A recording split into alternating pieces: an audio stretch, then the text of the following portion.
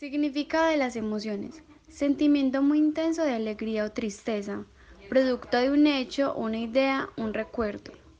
Las emociones son estados internos caracterizados por pensamientos, sensaciones, reacciones filosóficas y conductas que son subjetivos. Son universales, propias del ser humano y sirven, entre otras cosas, para comunicarnos con los demás. ¿Cómo influyen las emociones en el aprendizaje?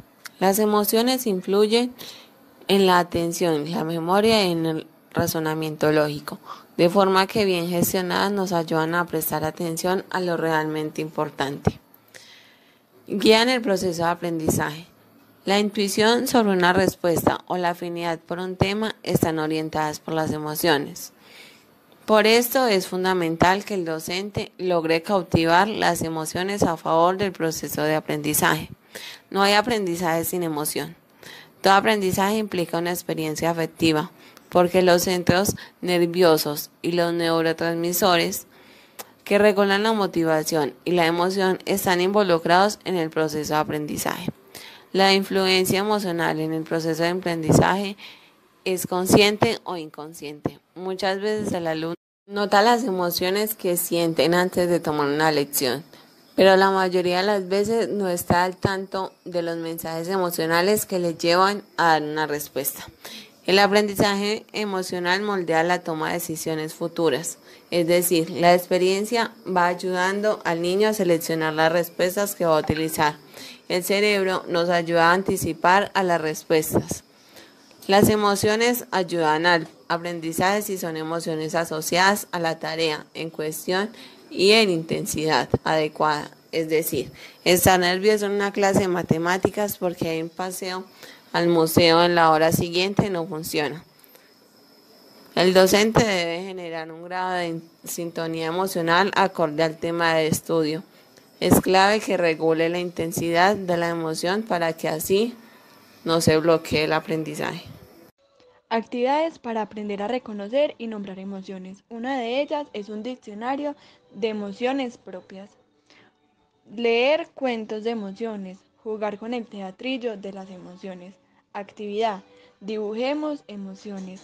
Actividades con música, pintura y emociones. Juego domino mis emociones. Las 5 emociones básicas de los niños: alegría, tristeza, ira, miedo y asco son los nombres de las 5 grandes emociones que manejan nuestras vidas. Alegría, por supuesto, es la emoción que debe gobernar sobre el resto, pero alegría a veces no puede llegar sin dejar que antes tristeza haga su trabajo.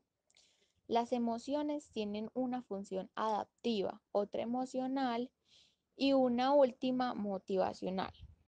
Las emociones del miedo en los niños. Puede que en un momento determinado el miedo necesite hacer acto de presencia. Si nuestro hijo no tuviera miedo de nada, pondría en riesgo su vida constantemente. El niño tiene miedo a caerse, miedo a tropezarse, pero también tiene miedo a no ser capaz de lograr lo que se propone. Cuando surge el asco en los niños, el asco ayuda a elegir, a aprender a decir no y ayuda al niño a formar una personalidad.